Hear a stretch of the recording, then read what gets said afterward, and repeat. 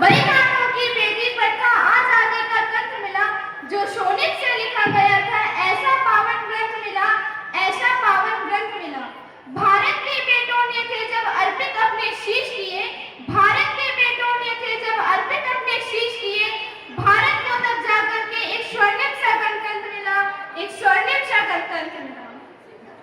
आदरणीय मुख्य अतिथि महोदय, प्रवर्तन समिति के अधिकारी वृंद, प्राचार्य महोदय, आचार्य वृंद, पत्रकार बंधु, अभिभावक वृंद एवं मेरे प्यारे भैया बहन, आज हम सभी यहाँ अपने देश का 77वां गणतंत्र दिवस मनाने के लिए एकत्रित हुए हैं। यह दिन हर भारतीय के लिए गर्व और सम्मान का प्रतीक है।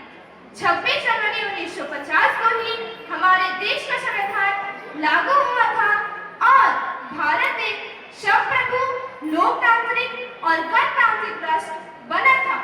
यद्यपि हमें 15 अगस्त 1947 को आजादी मिल गई थी, लेकिन हमारे पास अपना कोई शासन नियम नहीं था।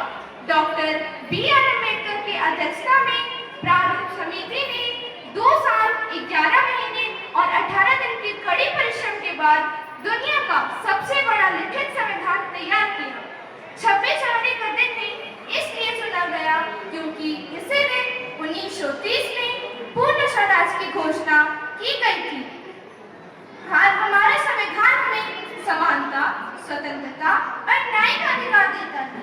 यह हमें सिखाता है कि जाति, धर्म या लिंग के आधार पर कोई भेदभाव नहीं होना चाहिए।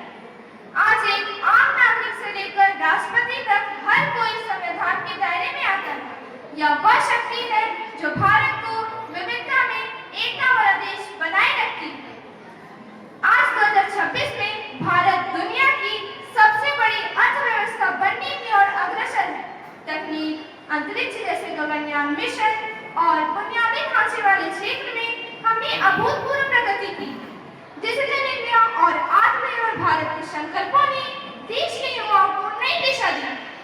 कर्तव्य पथ पर होने वाली परेड हमारी सैन्य शक्तियों और सांस्कृतिक विरासत की भव्य झलक पेश करती है, जिसे देखकर हर भारतीय का सीना गर्व से चौड़ा हो जाता है। गणतंत्र का अर्थ केवल झंडा फहराना या उत्सव मनाना नहीं है, इसका असली अर्थ होता है अपनी जिम्मेदारियों को समझना। आज भी हमारे सामने भ्रष्टाचार, गरीबी, बेरोजगारी और पर्यावरण प्रदूषण जैसी चुनौतियां हैं। एक छात्र और नागरिक के रूप में हमारा कर्तव्य बनता है कि हम शिक्षित बनें, कानून का पालन करें और देश की उन्नति में योगदान दें। अंत में मैं उन महान स्वतंत्रता सेनानियों और शहीदों को नमन करना चाहती हूँ जिनके बलिदानों के कारण आज हम एक स्वतंत्र गणतंत्र में सांस ले रहे हैं। भगत सिंह, महात्मा गांधी, सुभाष चंद्र बोस और सरदार पटेल जैसे नायकों के सपने का भारत बनाना अब हमारी जिम्मेदारी है। अब मैं 2 पंक्ति बोलकर अपनी वाणी को विराम देना चाहती हूँ।